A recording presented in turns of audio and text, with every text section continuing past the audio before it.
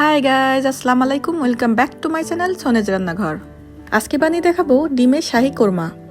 আর এটা খেতে খুবই ভালো লাগে পোলাও বা বিরিয়ানির সঙ্গে। আর এইভাবে ডিমের কোরমা বানালে মাংসেরও প্রয়োজন পড়বে না। যদিও এই ডিমের কোরমাটা এক একজন এক একভাবে বানায়, আর আমি যেভাবে বানিয়ে থাকি সেটাই শেয়ার করলাম আপনাদের সাথে। আশা করি ভালো লাগবে। এবার দেখে নেওয়া যাক ডিমের শাহি কোরমা বানাতে আমার কী কী লাগবে। প্রথমে আমি ডিমটা সেদ্ধ করে নেব। তাই নিয়ে নিলাম মিডিয়াম সাইজের 8টা ডিম। আপনারা কম বেশি করে নেবেন। আগে থেকে আমার 2টো ডিম সেদ্ধ করা ছিল, তাই এখানে 6টা ডিম সেদ্ধ করে নেব।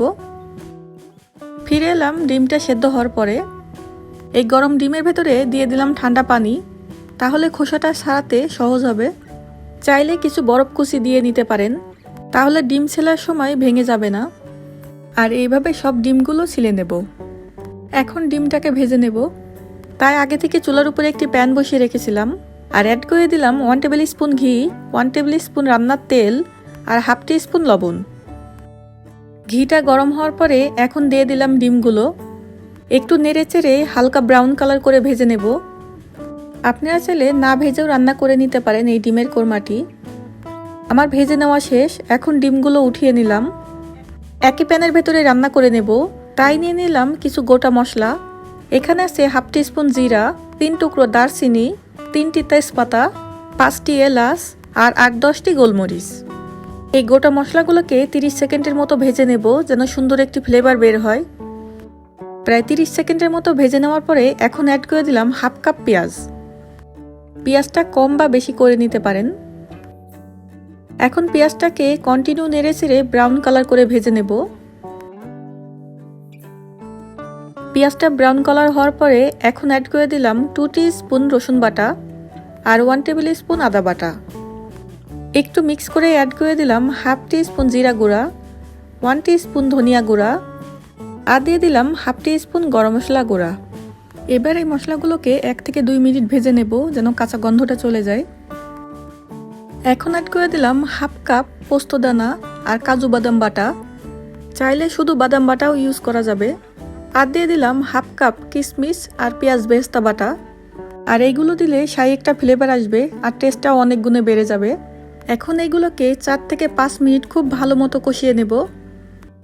যত ভালো মতো কষাবেন আপনার কোরমার টেস্টটা ততটাই ভালো আসবে। প্রায় 4-5 মিনিট কষিয়ে নেওয়ার পরে এখন অ্যাড করে দিলাম ভেজে রাখা ডিমগুলো। এখন ডিমগুলোকে 1 মিনিটের মতো কষিয়ে নেব। ডিমটাও ভালো মতো কষিয়ে নিলাম। আর এখন অ্যাড করে দিলাম 1.5 কাপ মিল্ক।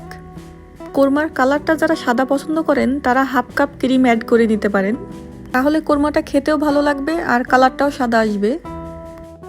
কোরমাটা একটু মিষ্টি বানানোর জন্য অ্যাড করে দিলাম হাফ টি স্পুন চিনি আর 1 টিস্পুন লবণ বা স্বাদ অনুযায়ী। চিনি আর লবণটা যার যার স্বাদ অনুযায়ী কম বা বেশি করে নিতে পারেন। একটু মিক্স করে ঢেকে দিলাম 2-3 মিনিটের জন্য।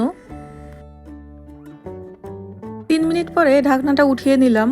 আমার কোরমাটা রেডি, আর ঝোলটাও অনেকখানি শুকিয়ে গেছে। যারা কোরমায় ঝোল পছন্দ করেন তারা হাফ কাপ দুধ বাড়িয়ে নেবেন। ঝোলটা এর চাইতে কমাবো না, কারণ ঠান্ডা হওয়ার পরে আরও কিছুটা ঘন হয়ে যাবে। এখন দিয়ে দিলাম ডিমের উপরে কিছু পেঁয়াজ বেরেস্তা, আর চুলাটা অফ করে দিলাম। এই তো রেডি হয়ে গেল কত সহজভাবে ডিমের শাহি কোরমা। আশা করি বাসায় ট্রাই করবেন। রেসিপি যদি ভালো লেগে থাকে একটি লাইক দিয়ে দেবেন। এখন সার্ভ করে দেখাবো।